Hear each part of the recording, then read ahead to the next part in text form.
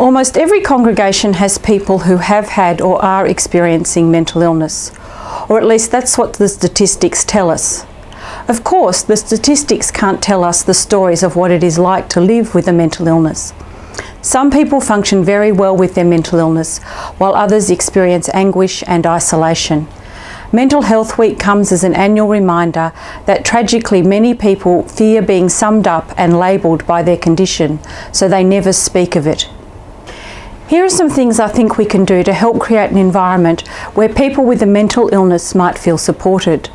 When we talk about mental illness, we need to be aware of our language. Speak of it in the same way you would of a physical illness. Don't suggest that people are suffering from a mental illness because they lack faith, they don't trust God enough, they haven't prayed enough. Keep reaching out. Continue to offer care even when it might be rebuffed at first.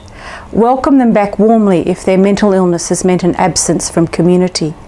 We need to model the love and acceptance of Jesus that sees the child of God and not the affliction.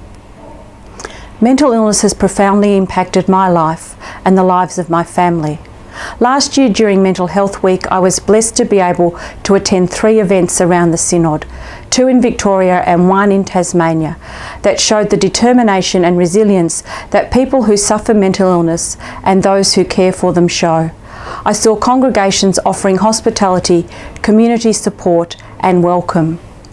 I have also been hosting lunches focused on resilience to learn from each other how we can strengthen our mental well-being.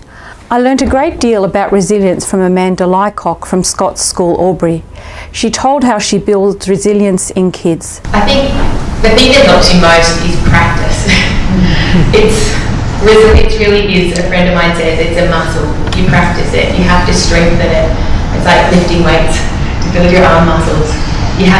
This have a go mentality it can start small. Meeting a stranger, having a conversation with someone that you're not comfortable with, but just putting yourself out there and practicing your resilience, practicing this muscle of having a go. This Mental Health Week, my prayer is that we may find ways to build our resilience and courage. For those times when our mental health fails us, the good news is that God is constant in love, walking with us through all the great and small challenges of our lives. For those who suffer loss due to mental illness, God is merciful in compassion, journeying with us through our grief. For all of us, the good news is that God is our source of hope and wholeness. Thank you.